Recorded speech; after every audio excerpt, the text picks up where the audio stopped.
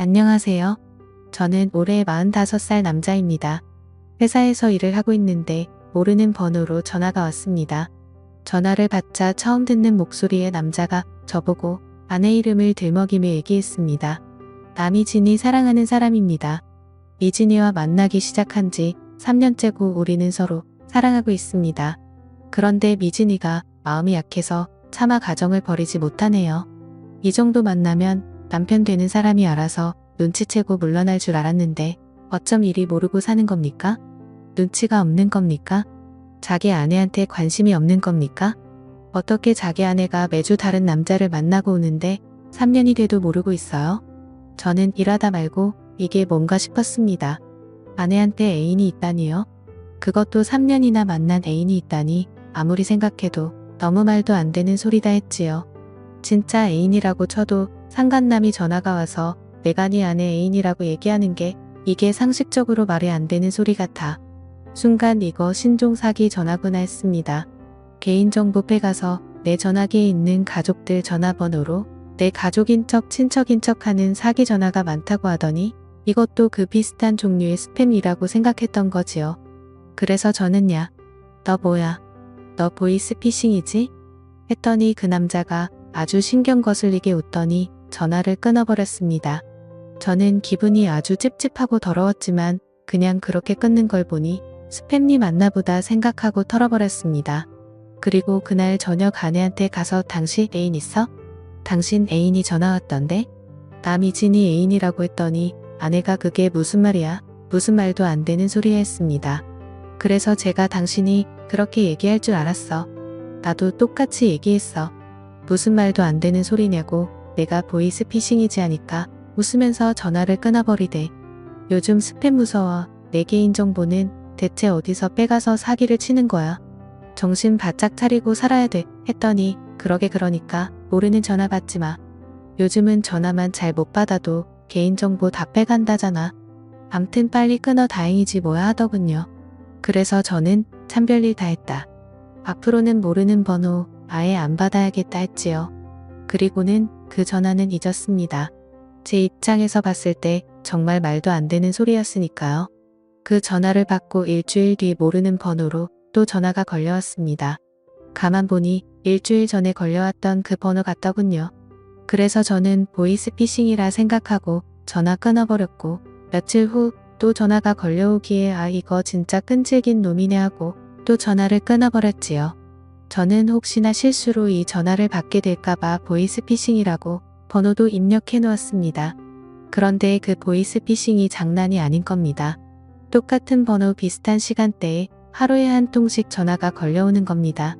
요즘 보이스피싱은 원래 이런 식으로 하는 건가, 원래 이렇게 끈질긴가 싶었지요. 그런데 아무리 생각해도 보이스피싱 치고는 한 사람한테 너무 공을 들인다는 생각이 들었습니다. 그것도 이미 보이스피싱인 것을 눈치챈 사람한테 이렇게까지 하는 건 좀 이상하다 싶었지요. 끝도 없이 전화가 오는 것도 이상하고 비슷한 시간대에 전화가 오는 것도 이상하고 진짜 뭔가 있나라는 생각이 들더군요.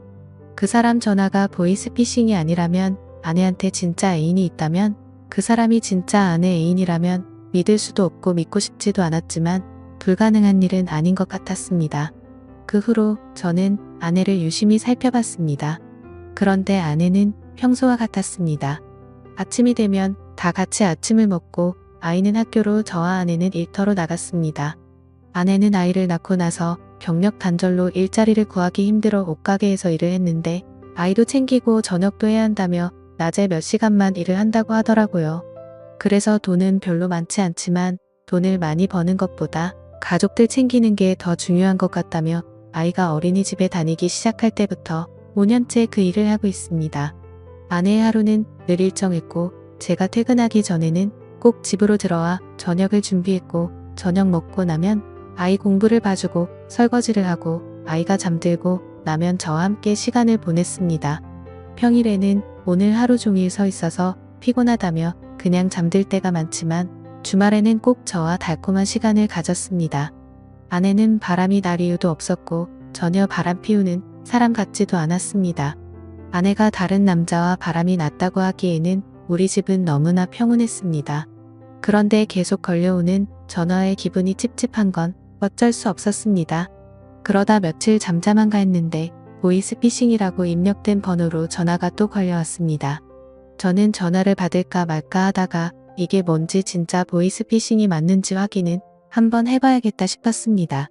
그래서 전화를 받았지요. 처음에 받았을 때는 별 생각 없이 받아서 몰랐는데 다시 받아보니 이 사람이 한 전화는 공중전화 같았습니다.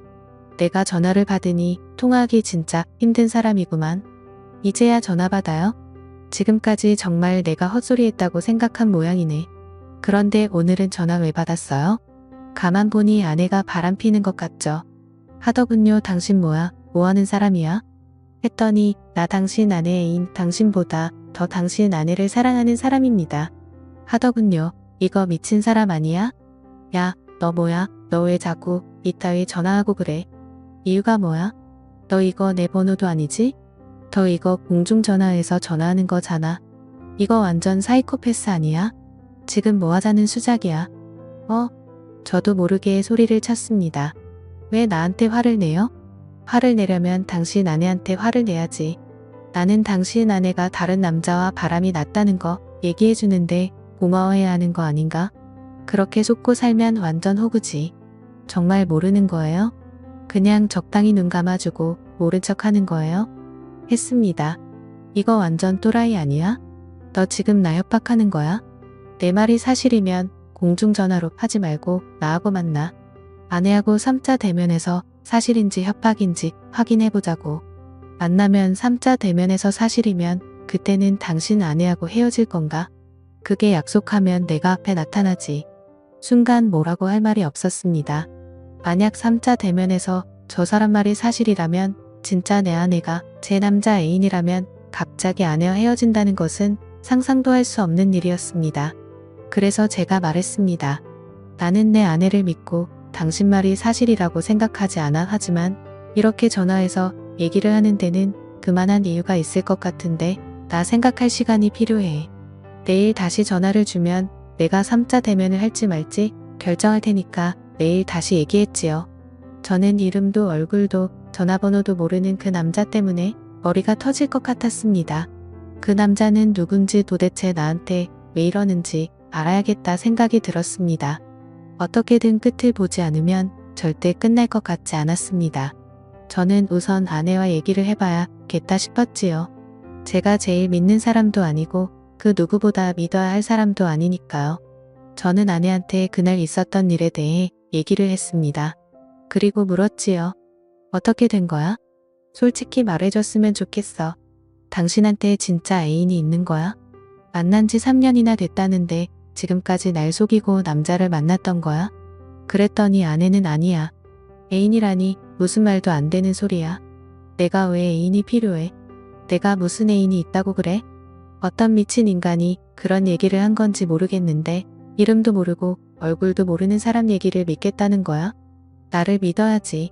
나 정말 그런 거 없어. 그래 나도 당신을 믿어. 그런데 그 사람이 그러는 데는 이유가 있을 거잖아. 누군지 정말 몰라? 누군지 짐작하는 사람도 없어?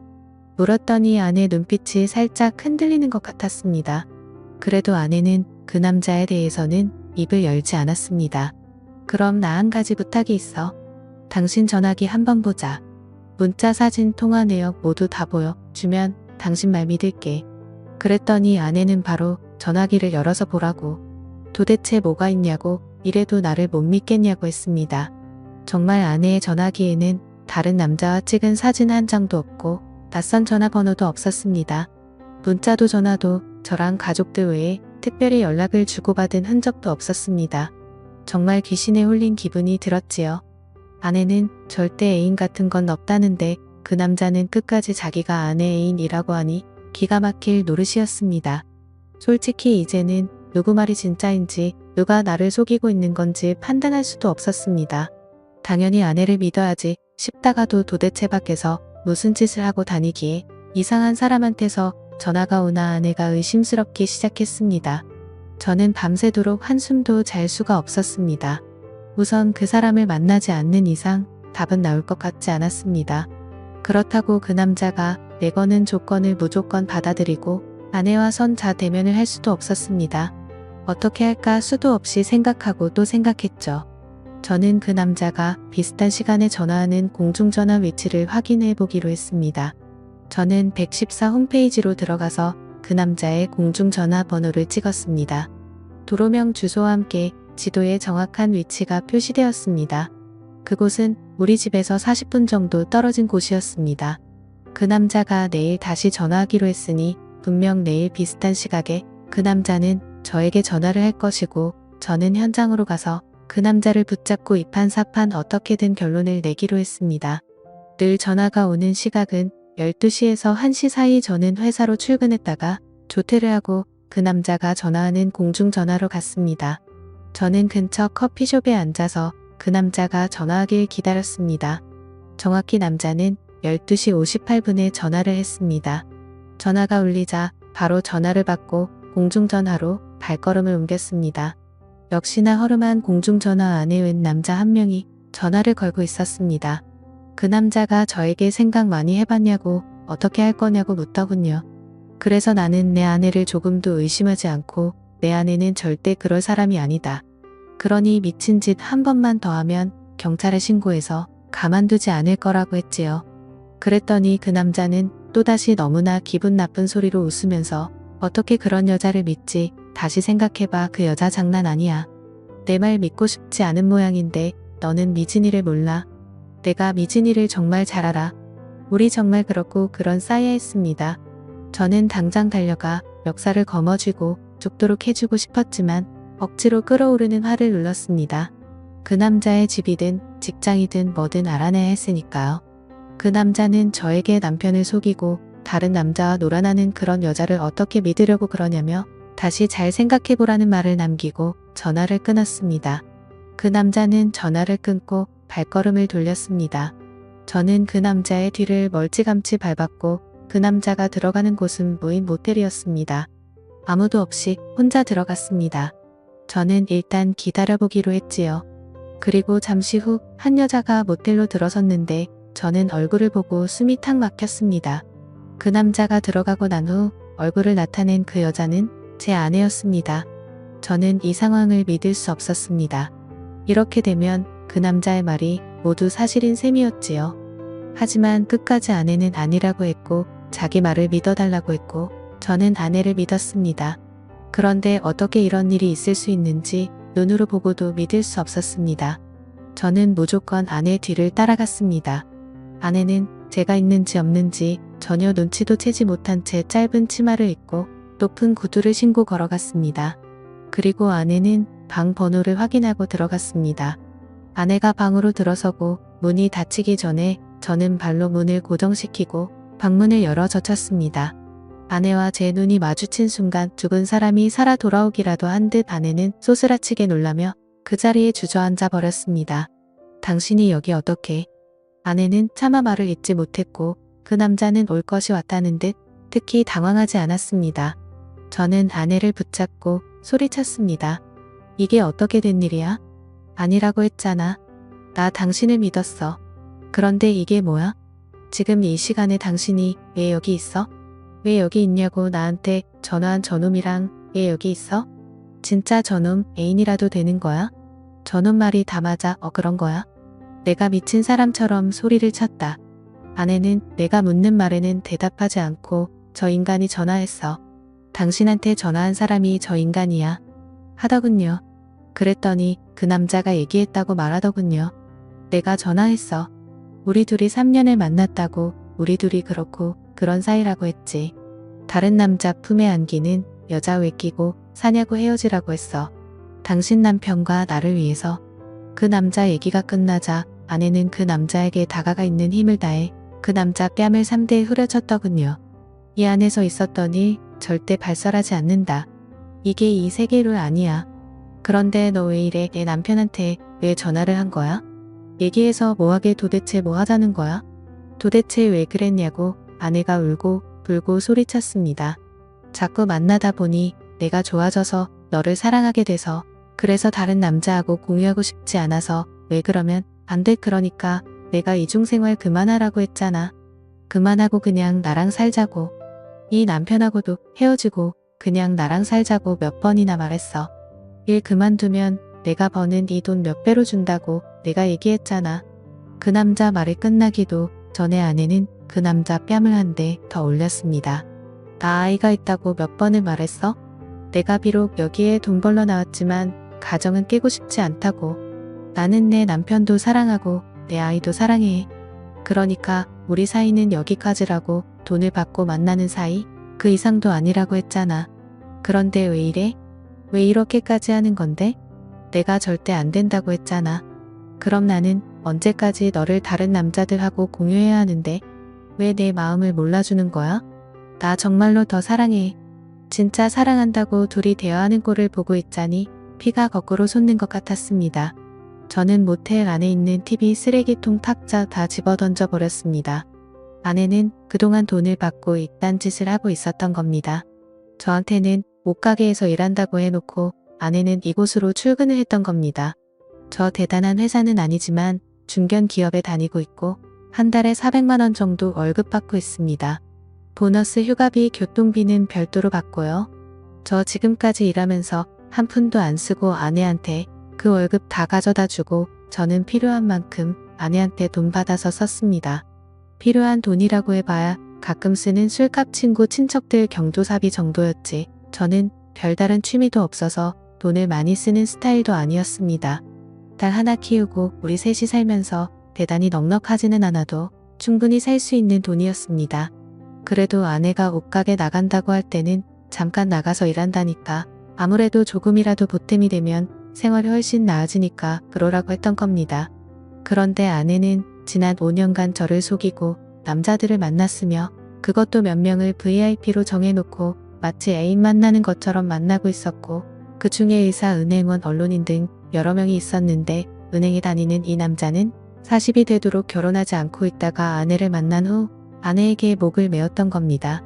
저는 아내에게 물었습니다. 왜 이랬냐고요. 이렇게 돈 벌지 않아도 먹고 사는 듯 부족하지 않은데 왜 이렇게까지 돈을 번 거냐고요. 그랬더니 아내는 처음에는 전화 통화만 하는 일인 줄 알고 시작했다고 했습니다. 그런데 전화방을 하다 보니 자연스레 만나게 되고 만나다 보니 단골이 생기고 돈이 생기더랍니다.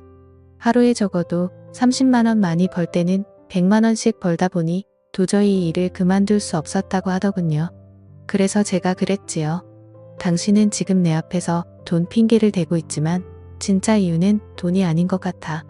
이 일이 참 적성에 맞아 보여. 내가 몰랐네. 10년을 넘게 살면서 당신 적성에 맞는 일이 이런 일인 줄 꿈에도 몰랐어. 적성에 맞는 일 찾았으니 일 열심히 해야지. 앞으로 열심히 이곳에 드나들면서 열심히 돈 벌어봐. 조금이라도 젊었을 때는 이렇게 돈 벌고 나이가 들면 또 다른 장소를 찾아 헤매면서 돈을 벌게 되겠지. 나는 여기까지고 내 딸하고 당신도 여기까지야. 그 더러운 짓으로 내 아이를 만들고 우리 가족을 위한답시고 음식을 마르지 마. 토할 것 같아. 그리고 당신이 연락하는 단골들 이름과 연락처 내놔. 안 그러면 당신 죽을 때까지 내 딸 얼굴 못 볼 줄 알아. 그렇게 아내는 저에게 세컨폰을 건넸고 아이에게는 죽을 때까지 비밀로 해달라고 했습니다. 그래도 딸 앞에 부끄러운 줄은 아는 모양이었습니다. 세컨폰을 보니 안내의 바깥 행적이 그대로 다 나타나 있었습니다. 다른 전화기로 연락을 하고 있었으니 아내의 전화기는 깨끗할 수밖에 없었던 겁니다. 저는 저에게 연락한 그놈을 상대로는 전화통화 내역과 연결책을 잡아 소송을 걸었고 다른 사람들도 전화 연락 문자 주고받은 증거들을 모아서 소송을 걸었습니다. 그리고 그 사람들 주소를 알아내 한 명 한 명 집으로 찾아가 당신들 남편이 대낮에 뭘 하고 다니는지 다 알려주었습니다. 고상한 척 좋은 아빠, 좋은 남편인 척하면서 당신들 남편 어떻게 살고 있는지 한번 보라고요. 낮에 열심히 회사에서 일하는 척하면서 돈을 뿌리고 다니는 사람들이다. 그런데 당신들은 남편이 뭐하고 다니는지 꿈에도 생각지 못했을 거다. 대낮에 모텔 드나드는 당신네 남편들 잘 살피고 관리 잘 하시라고 얘기하고 나왔습니다. 그 이후 아내는 미안하다부터 시작해서 절대 앞으로 그러지 않겠다는 말까지 수도 없이 용서를 빌었지만 저는 도저히 아내를 받아들일 수 없어서 아내와 결국 헤어졌습니다. 아내는 돈 버는 게 무슨 죄냐고 악을 썼지만 저는 그렇게 돈 버는 것은 죄라고 특히 가족들에게는 용서받지 못할 죄라고 얘기해주고 그 후로 연락을 끊었습니다. 그 일이 있은 지 1년이 넘었지만 저는 그 충격이 너무나 커서 지금도 자다가 벌떡 일어나지만 나와 딸을 위해서 최대한 잊으려고 노력하고 있습니다. 앞으로 다른 여자는 못 만날 것 같고 우리 딸과 행복하게 잘 살고 싶습니다. 지금까지 제 사연을 들어주셔서 감사드려요.